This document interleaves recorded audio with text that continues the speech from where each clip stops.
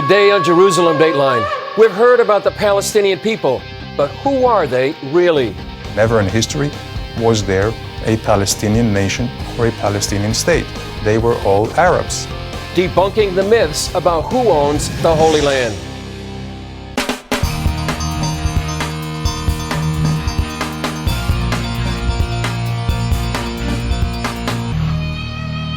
Hello and welcome to this special edition of Jerusalem Dateline. I'm Chris Mitchell. It's the most volatile land dispute in history. Both the Jews and the Palestinians claim ownership of the biblical lands of Judea and Samaria, known today as the West Bank. Palestinians claim their ancestors have lived there for thousands of years, long before the Jews. But is that claim supported by history? Gordon Robertson takes a closer look at the facts.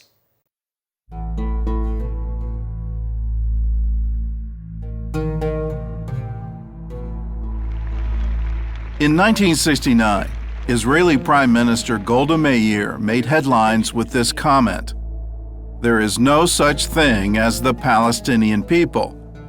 It's not as if we came and threw them out and took their country. They didn't exist." Golda's statement was controversial, but as it turned out, many Arab leaders and historians agreed with her.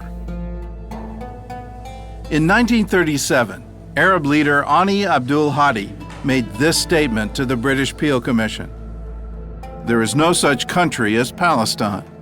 Palestine is a term the Zionists invented. There is no Palestine in the Bible.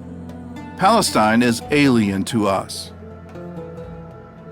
Nearly a decade later, Arab historian Philip Hitti agreed. In his testimony to the Anglo-American Committee, "There is no such thing as Palestine in history.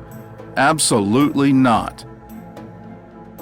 In 1956, a Saudi representative to the UN stated, "It is common knowledge that Palestine is nothing but southern Syria." And more recently, Syrian dictator Hafez al-Assad gave this lecture to PLO leader Yasser Arafat: "Never forget this one point. There is no such thing as a Palestinian people. There is no Palestinian entity.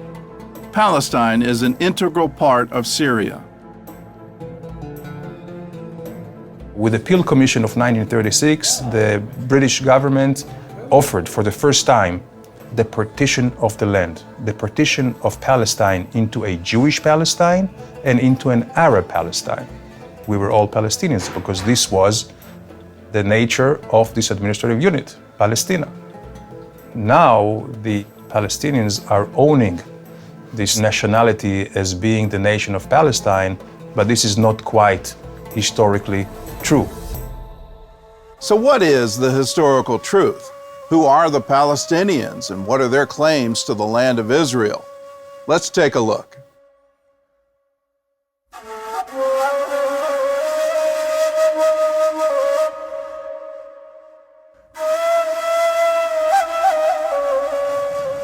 Many Palestinian Arabs, including Arafat, have claimed to be descendants of the ancient Canaanites. A convenient argument, since the Canaanites were the first known inhabitants of the land of Israel.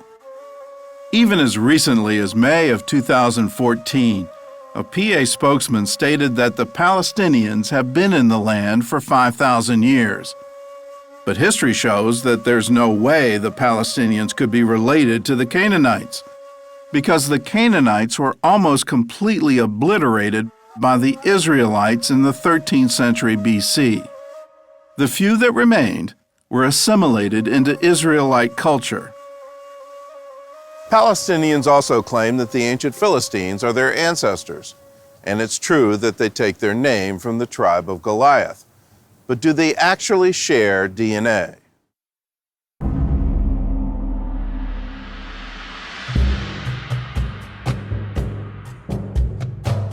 The Philistines were a seafaring people who came from Crete, the largest of the Greek islands. The Philistines got their name from the Hebrew word Plishtim, which actually means invaders. Palestine means invaded land. Why should we call it that? When the Philistines invaded Israel in the 12th century BC, they stayed close to the Mediterranean coast. They never settled in Jerusalem, Hebron, or Jericho, all cities claimed today by the Palestinians.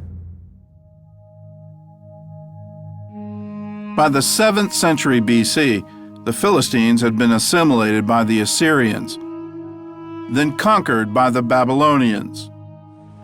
From there, they disappeared from the pages of history. And experts say no one alive today could prove Philistine lineage. But if the Palestinians want to claim them, they would have to acknowledge that their real ancestral homeland is not Israel, but the Greek island of Crete. The Palestinians may not have gotten their DNA from the Philistines, but they did get their name.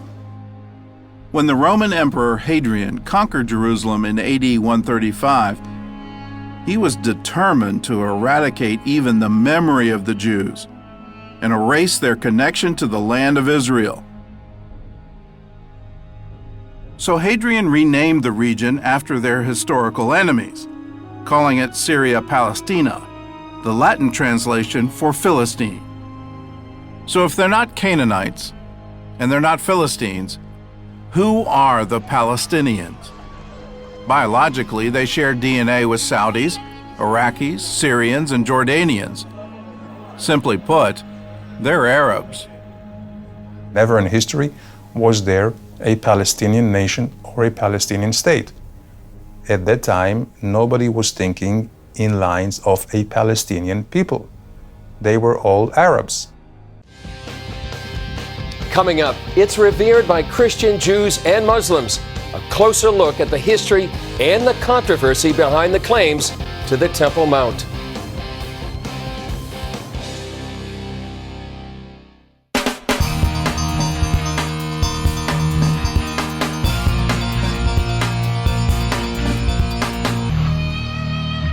Jerusalem holds the most controversial piece of real estate in the world. The Temple Mount is sacred to both Christians and Jews. Both groups claim historical events give them right of ownership. Gordon Robinson examines the evidence. The Temple Mount is the holiest site in Judaism and the third holiest in Islam.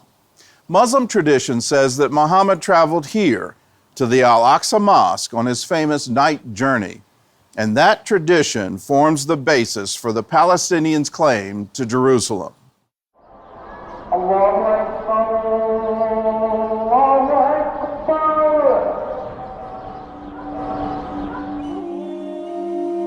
Arabs claim Jerusalem as the Islamic city of Al-Quds.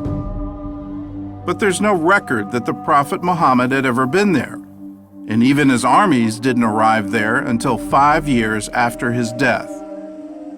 The city of Jerusalem isn't mentioned even once in the Quran, while the Hebrew Bible mentions it more than 600 times.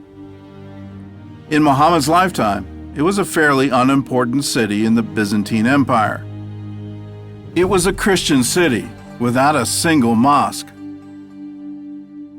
When the Muslims conquered Jerusalem, they chose to build their mosques on the Jewish Temple Mount, believing it to be a holy site. There they built the Dome of the Rock and the Al-Aqsa, whose name was copied from the story of the night journey in the Quran. Several Muslim scholars place the construction of the mosque around 690, while Muhammad died in 632. So how could Muhammad's famous night journey have taken him to a mosque in Jerusalem that wouldn't be built until after his death? The Quran doesn't mention Jerusalem, but says that Muhammad's dream flight took him to Al-Aqsa, which means the farthest place. Early Islamic scholars interpreted that to mean a heavenly place, or the courtyard of Allah. That all changed as Islam evolved into a political force. During the Crusades, the Muslim general Saladin changed Islamic tradition to strengthen the Muslim claim to Jerusalem. He stated that Muhammad's flight took him not to heaven, but to the Al-Aqsa Mosque in Jerusalem. And today, the Jewish Temple Mount is also the third holiest site in Islam, second only to the Arabian cities of Mecca and Medina.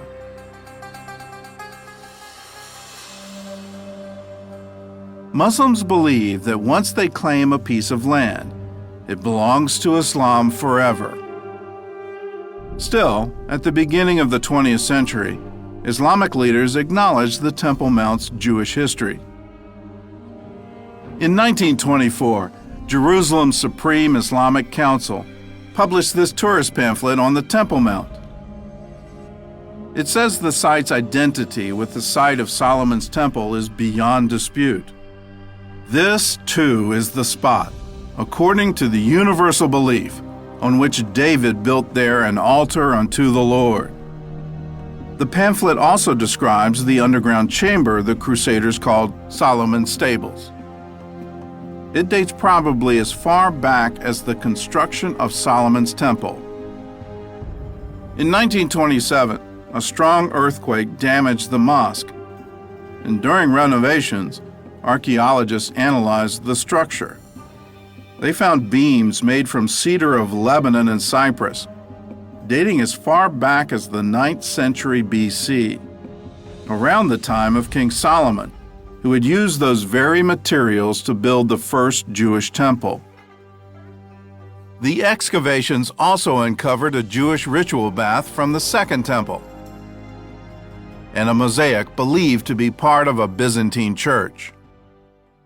Most historians agree the Jews were here first, but the Arabs will argue that they were here the longest, and the so-called right of return has been a constant theme at every Middle East peace summit since 1948.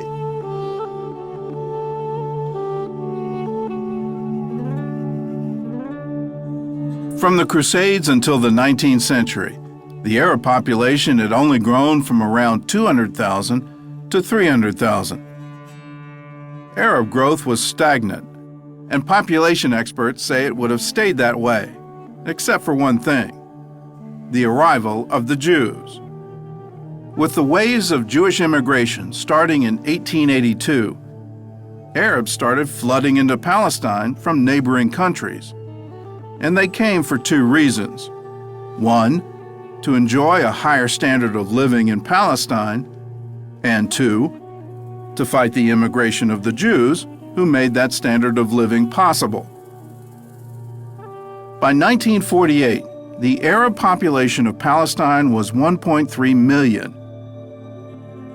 The British governor of the Sinai once remarked, "It is very difficult to make a case for the misery of the Arabs if at the same time their compatriots from adjoining states could not be kept from going in to share that misery."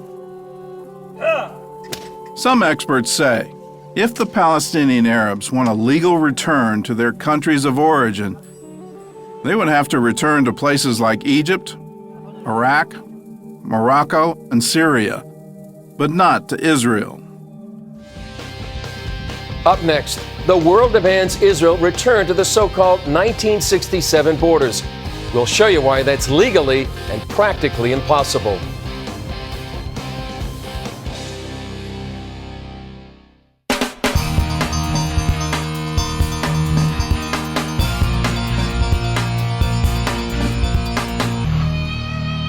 Today, world leaders call for Israel to return to its 1967 borders.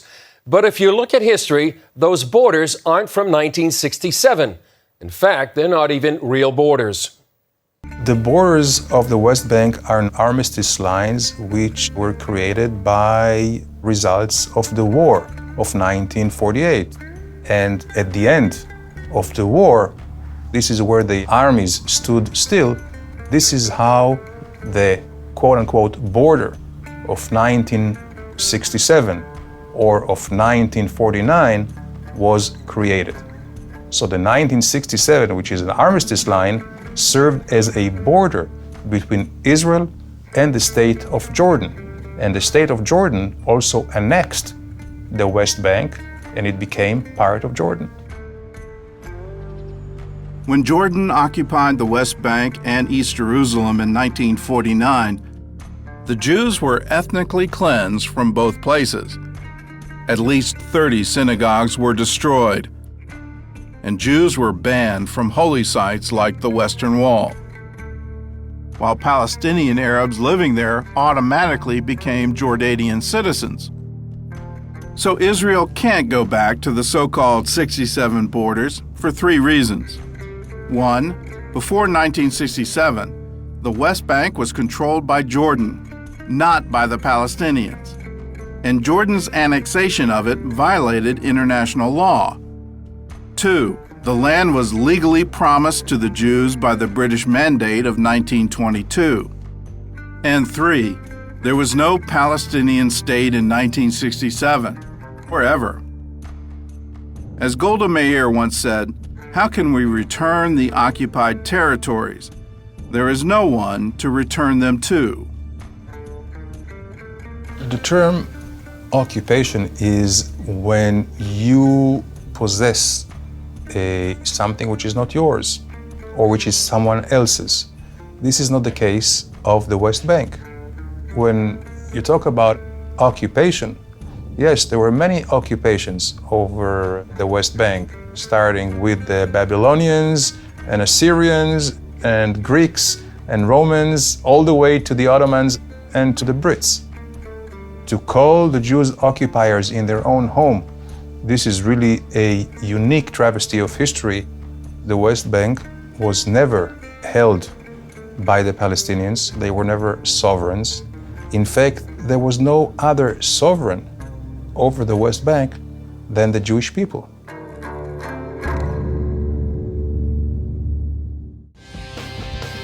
Coming up, bold moves. Muslims say they should have control of Christians and Jewish holy sites in Jerusalem.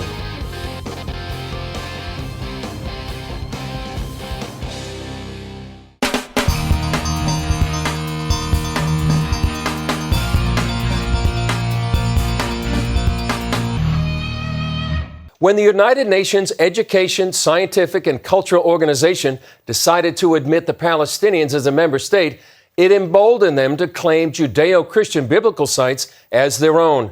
Here's a look at what that could mean for these historical places. 4,000 years ago, the Bible says Abraham bought this cave in Hebron to bury his wife Sarah.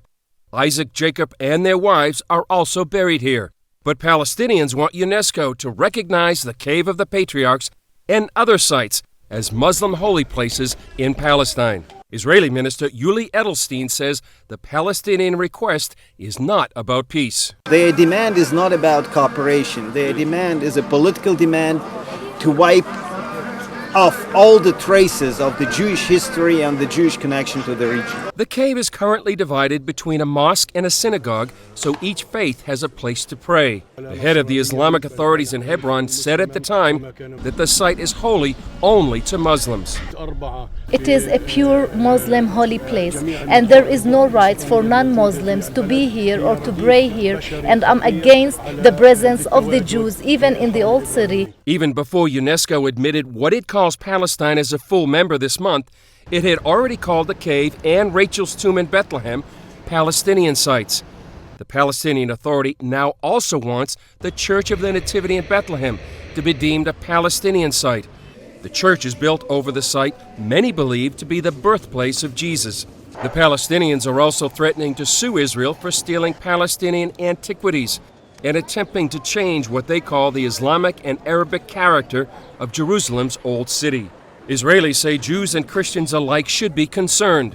Based on past experience, they won't likely be able to visit the site in Hebron if it comes under Muslim Palestinian control. We know for a fact that when the authorities were not Israeli authorities, Jews were not allowed even to be here. The concept of an Islamic holy place is that no one else is allowed to be here. The concept of a Jewish holy place is exactly the opposite. When there's a Jewish holy place, everyone can visit. Independent analyst David Bedeen says that in 1975, Israel's ambassador to the UN answered an Arab challenge to Israel's rights to the cave by using the Bible to make his case. He opened up the Bible to Genesis 23 and said, this is our right. We purchased it, it's ours, and we're going to live here. We're going to pray here, and we're going to invite all the nations of the world to pray with us here. The founding of modern-day Israel in 1948 has been called a miracle. Now you can learn more about the men and women behind the creation of the Jewish state. It's all in our new docudrama called The Hope. That's all for this special edition of Jerusalem Dateline. I'm Chris Mitchell. Thanks for joining us.